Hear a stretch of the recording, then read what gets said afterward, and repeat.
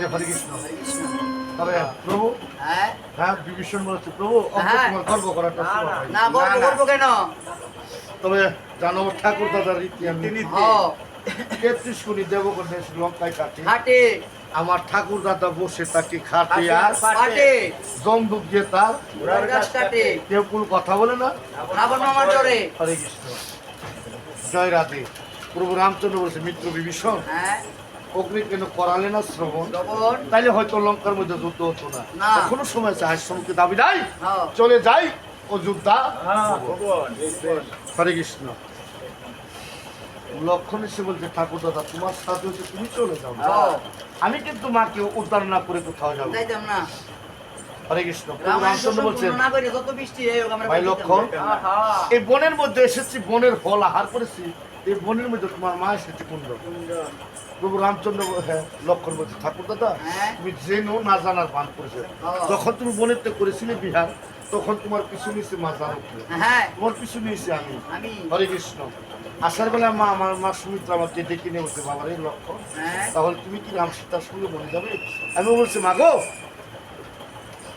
ঠাকুর দাদা হলেন আমার দেহের। হরে কৃষ্ণ। তবে এই ঠাকুর দাদাকে স্যার আমি বাঁচতে পারবো না। তবে আমাদের 3টি সত্য পালন করতে হবে রে বাপ। কি সত্য? যে স্থানে যাবে সে স্থানটাকে ভাবতে হবে বিদ্যা ভবন, ওই রামকে ভাবতে হবে তোমার পিতা দশরথ, আর সীতাকে ভাবতে হবে তোমার মাতা সুমিত্রা। তাহলে সীতা দেবী আমার মা হলো না।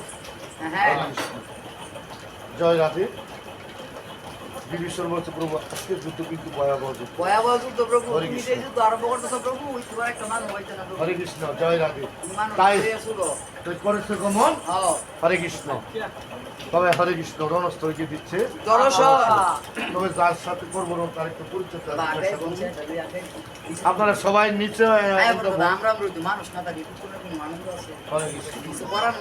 জয় রাধে। হরে কৃষ্ণ। তবে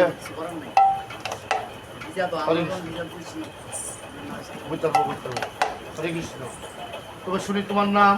আমার নাম এসরাম।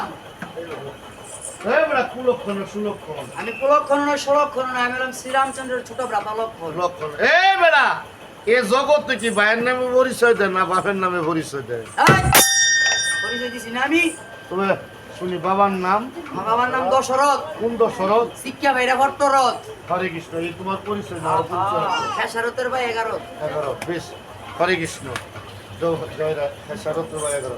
তুমি দরস্য করো না যুদ্ধে প্রকাশ হবে কার কত পরাক্রম।